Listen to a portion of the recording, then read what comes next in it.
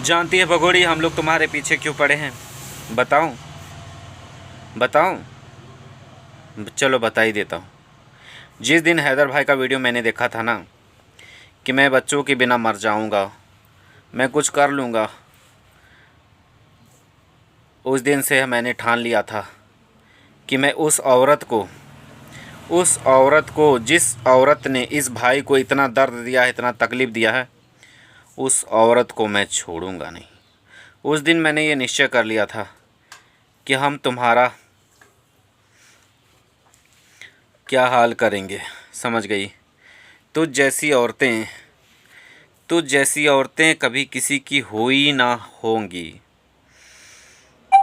और ये बात बिल्कुल सत्य है और ये सत्य साबित हो चुका है कि तुम कभी किसी की नहीं हो सकती हो। और ये मैंने शुरू से ये बोला है अपने वीडियोस पे कि जो अपनी जात धर्म, अपनी भाई बंधु किसी की नहीं, किसी नाते रिश्तेदार की नहीं, अपने देश की नहीं, अपनी जात की नहीं, वो किसी की भी नहीं हो सकती है। और हमारे देश में आकर के बोल रही हो कि हमारा हिंदुस्तान बड़ा प्यारा, तुम यहाँ की भी नहीं हो सकती हो। ये तुम लिख लो, कभी भी किसी की नहीं हो सकती हो। हैदर भाई इतना रोए, इतना गिड़गिड़ा रहे थे या, और इन सब आंसुओं का कारण सिर्फ तुम हो मैडम, सिर्फ तुम हो और कोई नहीं है।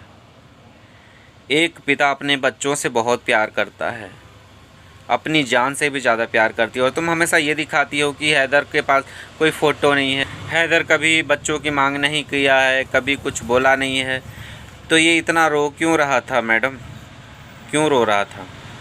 तुमने सब चीज़ को तबाह कर दिया, सब चीज़ से तबाह कर दिया, किसी लायक नहीं छोड़ा, कहीं का नहीं छोड़ा। वो इंसान मर जाता अगर हम लोग हैदर का सपोर्ट नहीं करते, हम लोग हिंदुस्तानी लोग हैदर का सपोर्ट नहीं करते, तो वो कब का मर चुका होता। वो तुम लोगों के लिए ही दिन रात सऊदीया में बहुत ज़्यादा गर्मी पड़ता है, बहुत ज़्यादा गर्मी पड़ता है। एनी टाइम वहाँ 45 से प्लस ही टेम्परेचर रहता है। वैसा जगह पर तुम्हारे लिए, तुम्हारे बच्चों के लिए, कि मेरे बच्चे सुख से रहे, शांति से रहें, उनके लिए वो कमाने गया था। और तुमने क्या किया? तुमने कभी अपने गिरबान में झांक करके नहीं देखा? हैदर नहीं था, छोड़ दिया था, ये था वो था, और ये तुम्हारा झिंगुर सा पति बोलता क्या है कि इसको छोड़ दिया था सड़कों पे भूखे मरने के लिए। 4 फ़ोन तुम्हारे पास कहाँ से आ गए? 4 फ़ोन चलाने के लिए पैसे लगते हैं, कहाँ से आए थे तुम्हारे पास? 80-90 हज़ार हर महीने का लगता, हर महीने तुमको भेजा जाता था।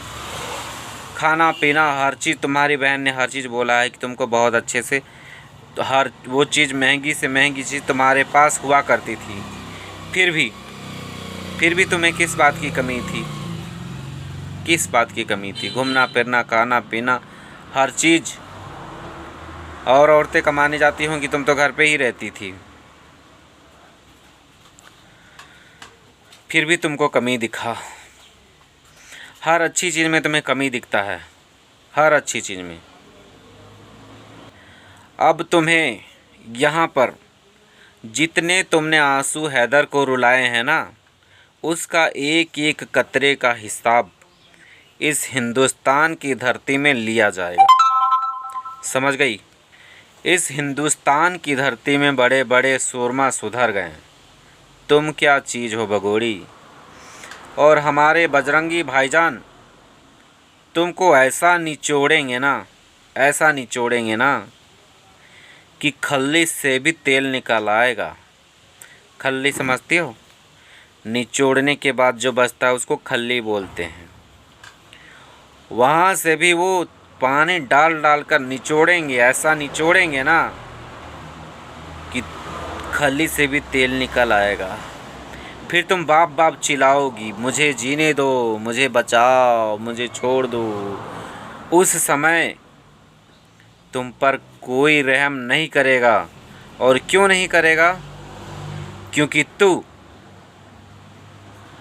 तू सबको गालियां देते फिरती है।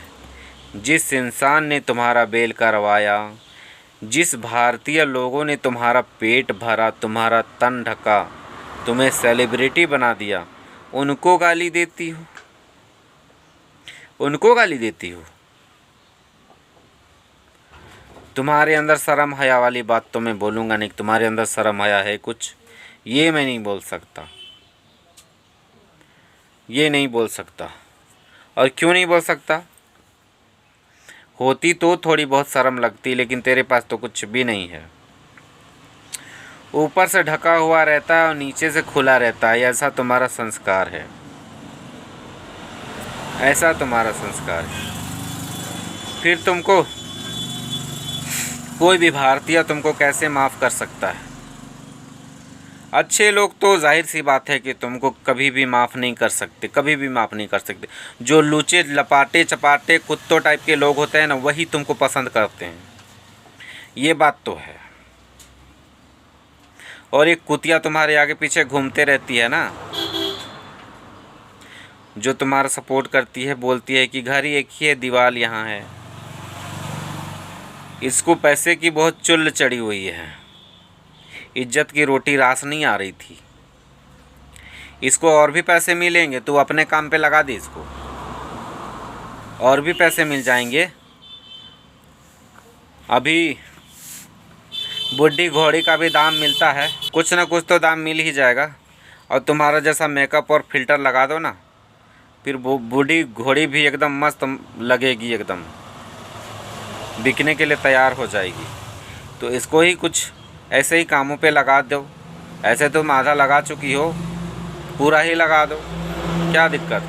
क्योंकि ऐसे लोग तो हमारे देश के होते नहीं, अपने घर में छुपा के रखी हुई एक देशद्रोही को, जो बच्चों का किडनैप करके लाती है, बच्चों को अपने बाप से दूर करती है, अपने ख़ानदान से, अपने रिलीजन से, अपना देश से दूर करती है। यहाँ कौन सा सुख दे रही है? और ये लप्पू बच्चों के साथ कैसा बिहेव करता है, हर कोई देख चुका है, हर कोई देख चुका है। अब तो तुम्हें बच्चे अगवा करने के जुर्म में नेपाल में भी सज़ा मिलेगा, हिंदुस्तान में भी सज़ा मिलेगा और पाकिस्तान में भी मिलेगा। कहाँ जाओगी भगोड़ी? बोलो। तुम्हारा मौका परस्त भाई, मोमिन सर कहते हैं ना, गले में चुकंदर फंसा दिया है मैंने, ना निगलते बनता है ना उगलते बनता है। वो तो पहले बोल रहा था हम सीमा का वकील हैं, लेकिन मोमिन सर ने साबित कर दिया कि वो वकील है ही नहीं। जब वो वकील नहीं है और ये दिखा रहा है, तो अब तुम फंसोगी।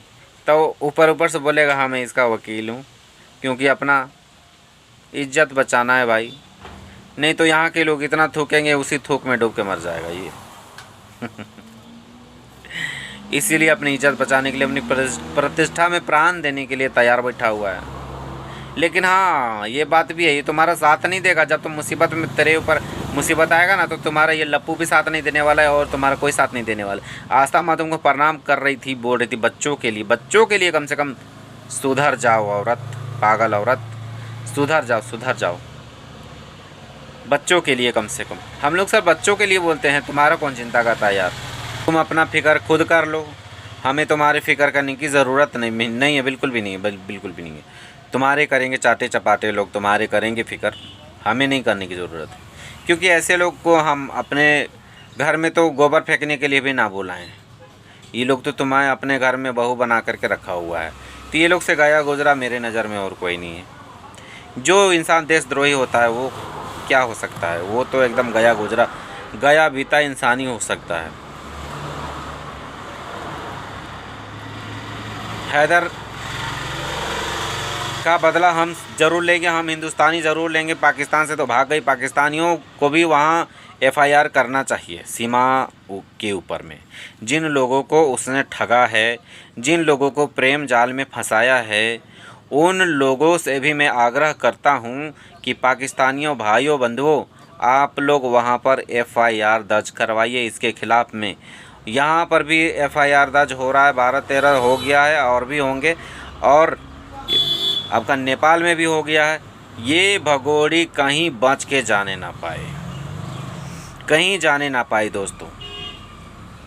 ऐसी ऐसी औरतों का ऐसी जलालत हो कि दुनिया देखे कि ऐसी औरतों का क्या बंटाधार होता है, क्या होता है ऐसी ऐसी औरतों का, बिगड़े हुए औरतों का। इसको देख देख करके ना दोस्तों और भी लोग बिगड़ रहे हैं, बता रहे हैं, बिगड़ रहे हैं। बहुत सारी औरतें बिगड़ चुकी हैं, बहुत सारी औरतें बिगड़ चुकी। तो क्या हम लोग इस बिगड़ैल को हम लोग अपने देश में रखेंगे, अपने घर में रखेंगे? क्यों रखेंगे भाई, क्यों रखेंगे? जबरदस्ती हमारे सर पे आकर के बैठ गई हो, हर बात में झूठ बोलती हो, और खुद को क्या समझती हो? क्या समझती हो तुम अपने आप को? जो समझती हो वो तुम लोग अपने में डाल लो, क्योंकि यहाँ हमारे नज़र में तुम वो हो ना, हाँ, कि हमारे घर का नौकर भी नहीं। हम अपने घर को भी जितना इज्जत देते हैं तुमको उतना नहीं देते। समझ गई? नहीं समझी?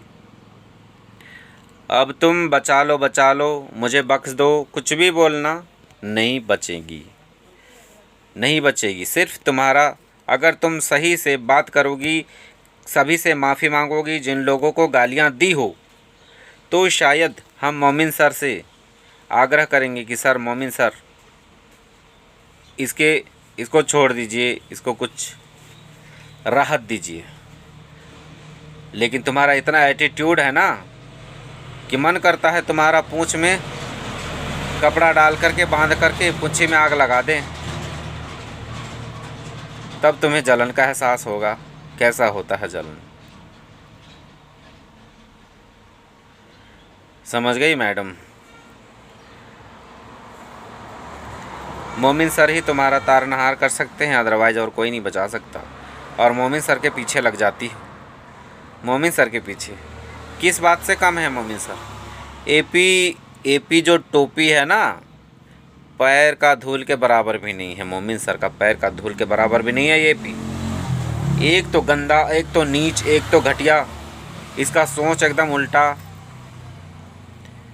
हर गुनहगार को साथ देने वाला, कभी सही आदमी को साथ देगा नहीं, और जिसके लिए केस लड़ेगा उसको अन्याय दिलवा कर ही रहेगा।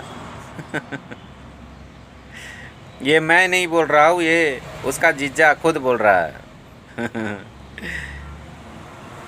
दोस्तों अपना अपना ख्याल रखिएगा, और इस बोदली को छोड़िएगा नहीं, इसका बैंड बजाते रहिए, ज़बरदस्त बैंड बजाइए दोस्तों, चाहे जो, हम आपके साथ हैं।